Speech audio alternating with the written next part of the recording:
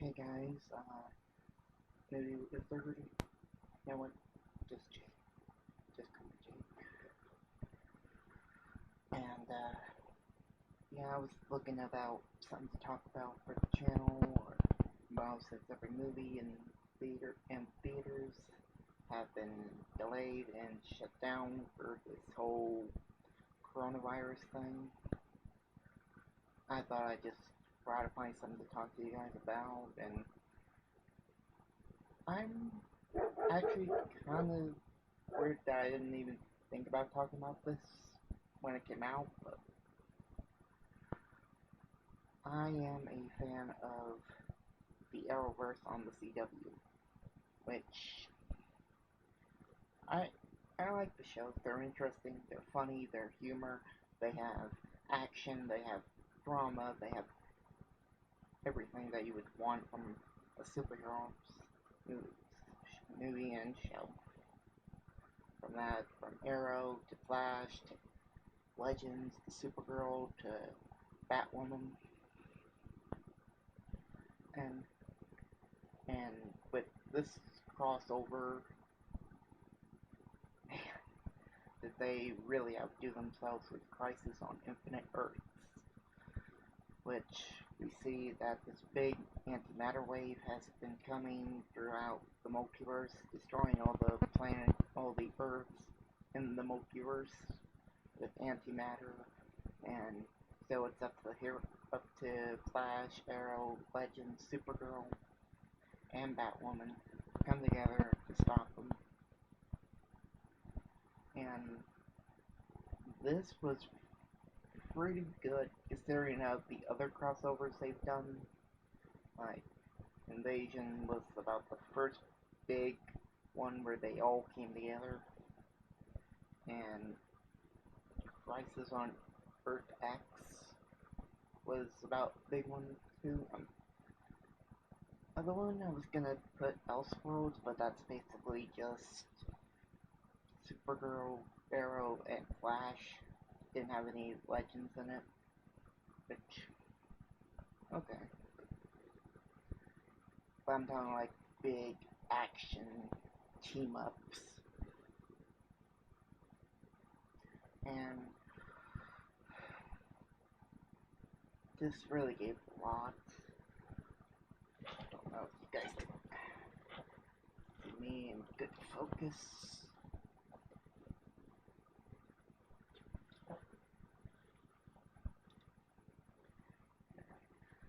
Anyway, I'm just gonna go through the 5-part episode through Crisis on Infinite Earths, spoilers, and I'm going to go through plot details on all of this. If you have already seen the shows or you do not know any of the Arrow or Supergirl or Flash or Legends, well, since we're all stuck at home, you can watch them on Netflix, because they got all of them on Netflix, and because they are really good shows. And well, we'll just go ahead and start with episode 1, Crisis on Infinite Earths, which we begin the narration from the monitor of how many multiverses there are, and we get a bit of the other Earths cameos, like we get like Burt Ward from the original Robin from the Adam West Batman, which I thought was really cool. But I'm just surprised on how many cameos they got for this thing.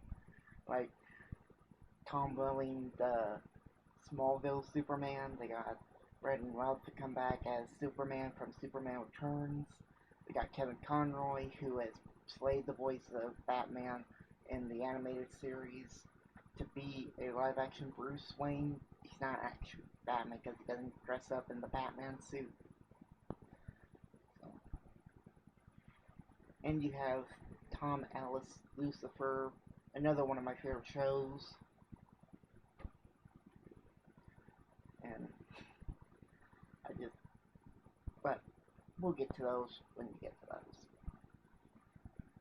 Anyway, see a then we see Earth 38, which is Supergirl's Earth, is being affected from the antimatter, and and the monitors. This time he sends his blackish is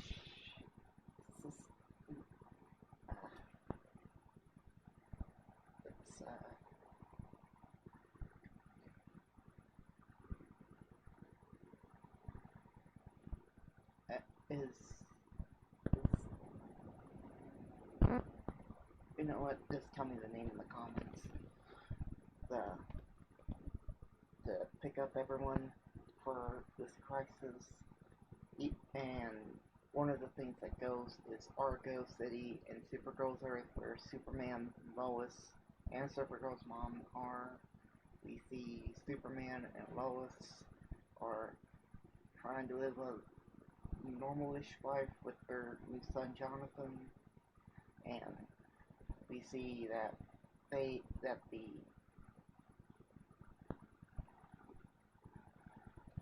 they are the only ones that made it off of Argo to Earth 38. And so we see everyone there, Oliver and Mia, who is Oliver's future daughter, who had, in this time lapse thing, she came to that Earth to be with Oliver. And basically we get a lot of fights, which are really good,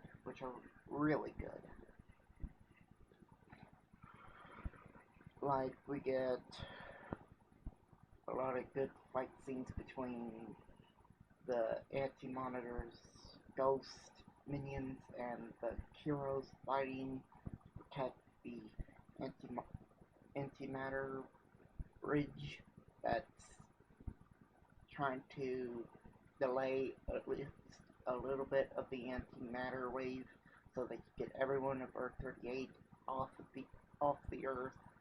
They end up doing that, but Oliver ends up sacrificing himself for the rest of Earth Earth 38 to get off there before the antimatter wave hits. And this is the death of Oliver Queen, Green Arrow, which, yeah, it's sad. You do see everyone that he knew, and he says goodbye, he goes, because he goes twice in this, once as Oliver Queen the Green Arrow, and later as Spectre.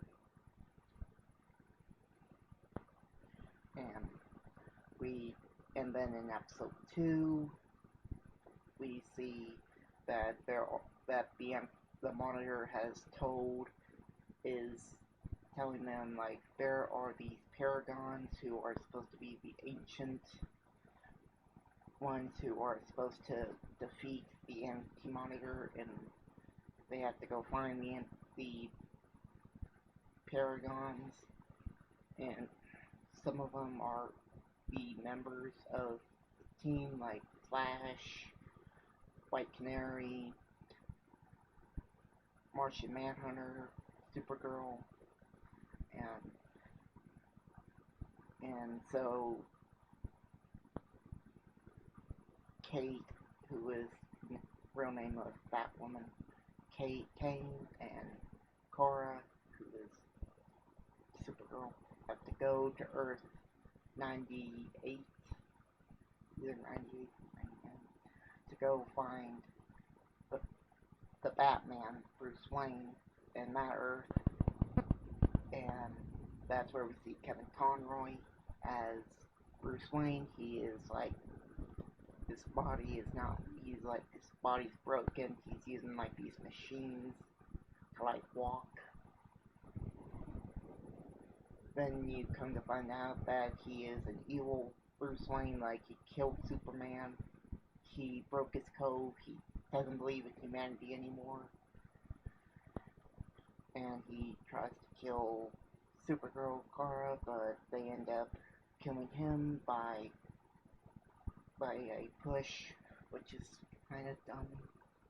Just a simple push, and he's like barbecue fried. Come on, that's Kevin Conroy. I mean, just don't Boba Fett him. You just give him an honor, I guess, like a stab wound and a big fight scene between them. Anyway, he doesn't end up becoming the Paragon that goes to Kate, which is the Paragon of Courage. And we do see that, and the Superman of Earth 38, Lois and Iris, who is the Flash's wife, girlfriend thing for love interest in his show, they go and try to find the Paragon of Hope, which is another Earth Superman, and that one is played by the Brendan Routh, who was Superman in the 2006, I think it was it 2006 that movie came out? The Superman Returns, and this is where we see that we do have a bit of, and this introduces to one of the best characters in the event, and probably now in Supergirl since he's came back in it, which is Jon Cryer as Lex Luthor. My God, why wasn't he Lex Luthor in Batman v Superman? If that, they would have at least said, yeah, they got Lex Luthor right on that one. I mean, I'm not judging Jesse Eisenberg. I'm not, like, wrecking on Jesse Eisenberg. He is a good actor. He is good. I like him in Zombieland and the other stuff he does, but I think he was a bad choice for Lex Luthor. He was.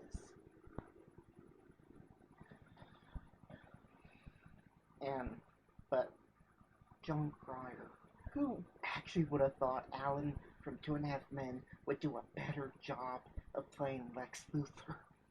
Especially since he has played a Luthor in Superman 4, The Quest for Peace. I just think that's kind of funny.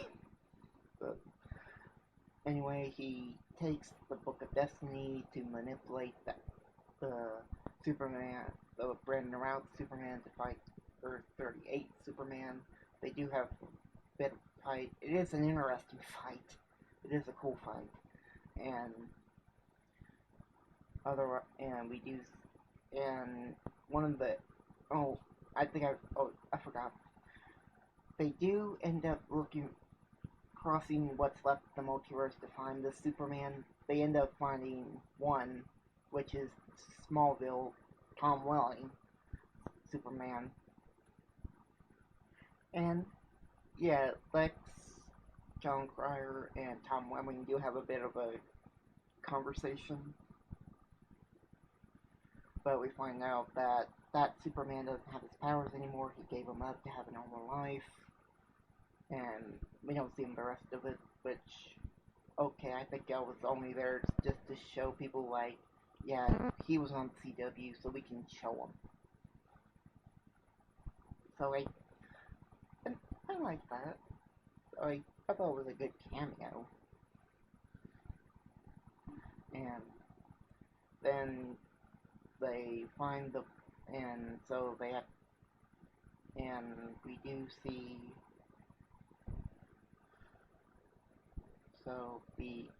and then go into episode 3, which is where they have to get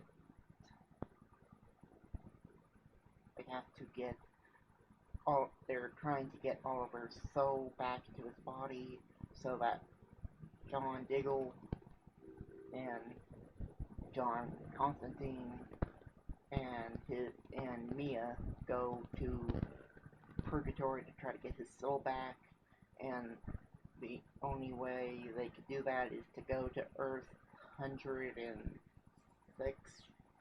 There's a lot of Earths in this multiverse. I can't remember which number they were. Anyway, they go to one Earth, and we do get a pretty funny cameo from Lucifer, Tom Ellis, which is really cool because I really like the show Lucifer, and I might actually do a review on this later at some point. Review of the show at some point, and I just love the chemistry between John Constantine and Lucifer. Like, I would totally watch a show with those two as the main thing, as the main characters. I actually would, because they're both the same characters. Like, they're both British. They both are drunks. They both are by the forces of evil. One being Pete, Lucifer's the devil, and John Constantine is like the sorcerer of keeping the dark arts out of the human world, and where he does, and I would actually like that, but they do. He does end up giving John Constantine and them a way to go into purgatory to get Oliver's soul, and we do see that Supergirl has been feeling guilt for how she let her world down. She let all of these people die because she wasn't strong enough to stop it, and she thinks about using the book to rewrite it, but it's gonna have bad conflicts with her, and this is where we get a bit of like confliction between Batwoman and Supergirl, which I do like that friendship with them coming through. This could be like is sort of like how Superman and Batman relationship is kind of would evolve with like in the comics and the cartoons, never in the live action. I give Batman and Superman credit. They tried to do something with that. It didn't, not successfully, but they tried. I'll just give it that.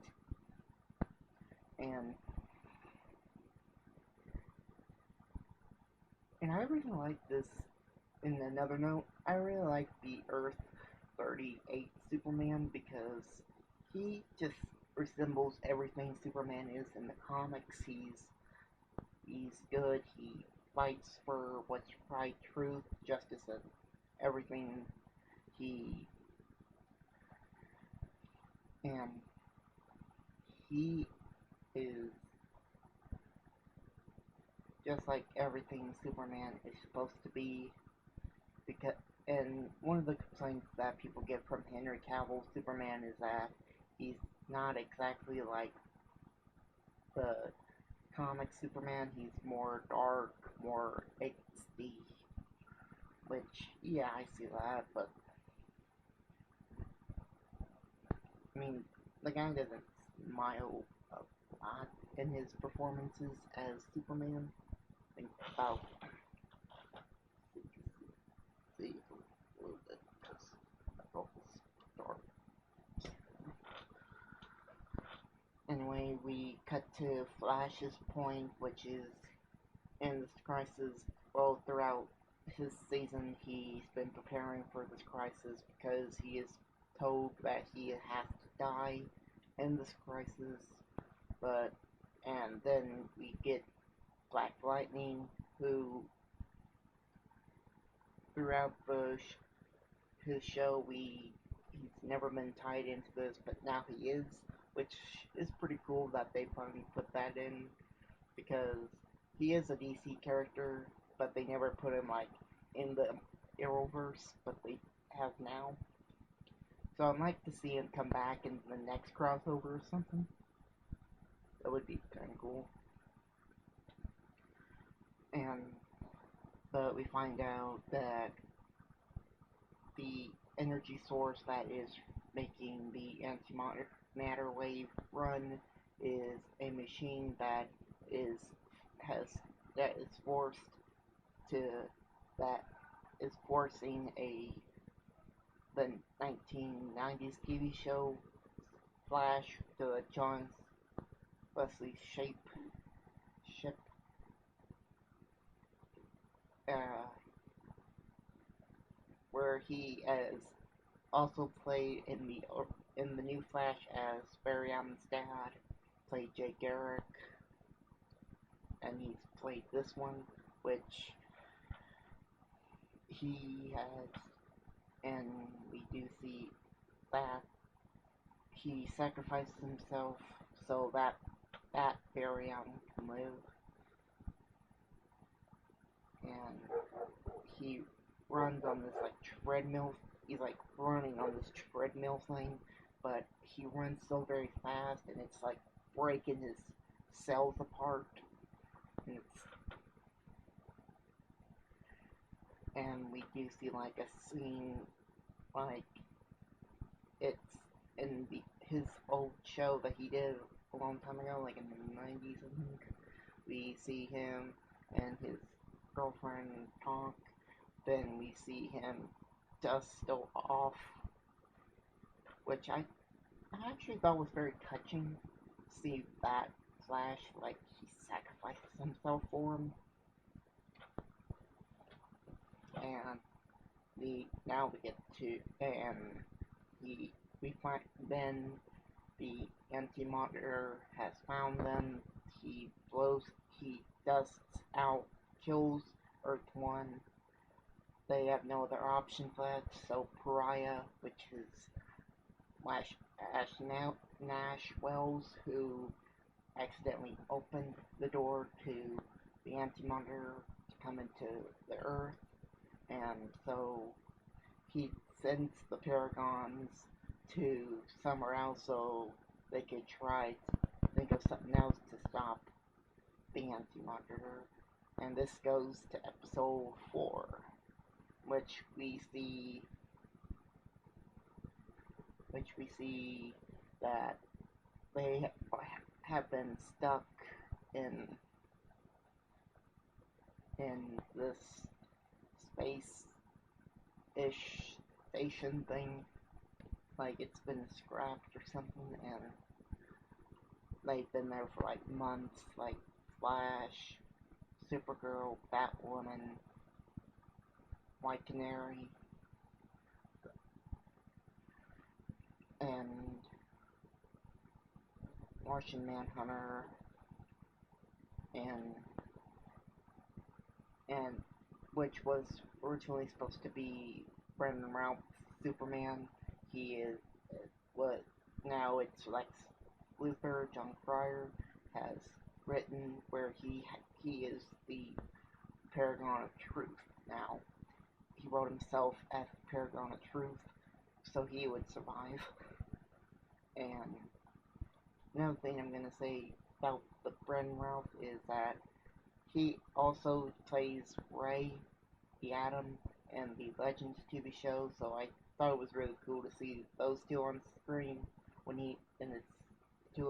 that there is one scene where it's that Superman and the Atom, which I thought was cool, because I was like hoping when that was gonna happen, like, oh, are they gonna do that, or are they gonna like put those two together? And yes, they did. And so we see that some time has passed, and Flash is trying to find a way to get through to try to find a way to stop the anti-monitor. And by there we find Oliver as Spectre, which is something that was passed down to him, that was where he is the new monitor, he's he is like helping them throughout this thing. Like he goes and takes them back to where the Monitor accidentally went to found the Anti-Monitor, which was at the dawn of time. They go down there, they have to fight the Anti-Monitor's demons. They go, and then it's a fight between the Anti-Monitor and Spectre, and by that, Spectre opens, before he dies, he opens, restarts the multiverse, and he dies again, but as Spectre. And we see, and then we cut to episode 5, the final episode. We see that everything's back, but some things have changed, like now Lex has wrote himself as this big celebrity, now, like he's not like this deranged villain. People don't see him as this deranged villain, they see him as this accomplished, intelligent mind, and he now owns the DEO of Supergirl, which is where they stop.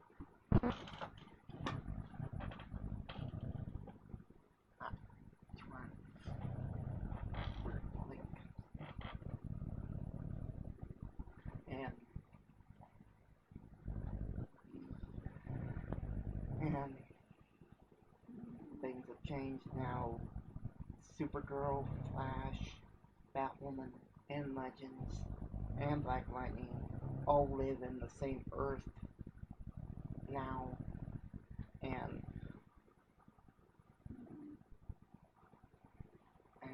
we do see that they did not end up killing the Anti-Monitor. He was just delayed. He comes back, and the Paragons have to stop him again. And this time they think of a plan to shrink him down into the microverse, where he'll just keep shrinking for eternity, so he'll never come back. They end up doing that, and they ended up winning the day. And the other changes was that Superman and Lois have twins now.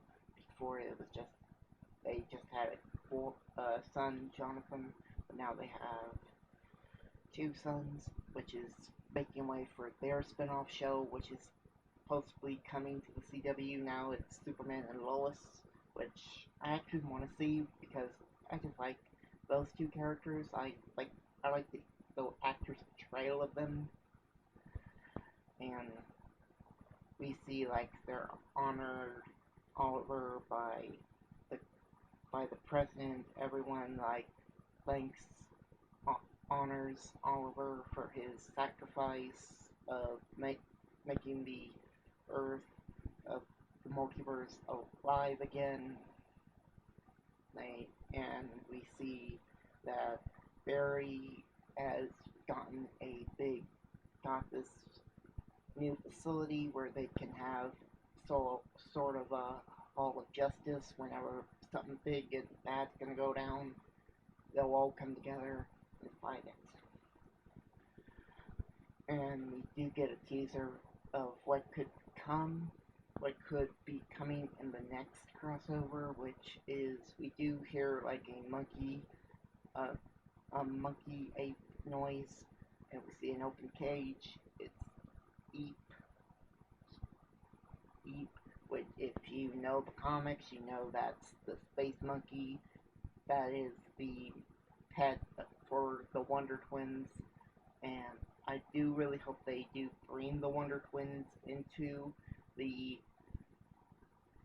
next crossover, because I think the Wonder Twins are supposed to be the twins of Barry and Iris, which that would be really cool if they ended up doing that. So, really, and anyway, guys, I like the show. I like the crossover events. All, I like all the Arrowverse shows. And anyway, I just wanted to make this video because I know people are struggling with the coronavirus and having to stay in, having to stay in their homes more, and hopefully we can get through this sooner. So, and you can follow me on Twitter, on Instagram,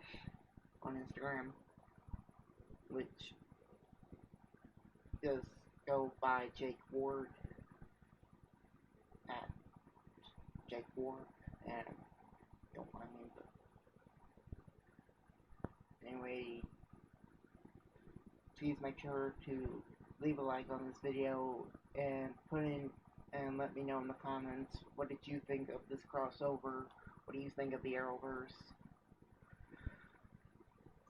And please let me know in the comments down below. I'll see you next time.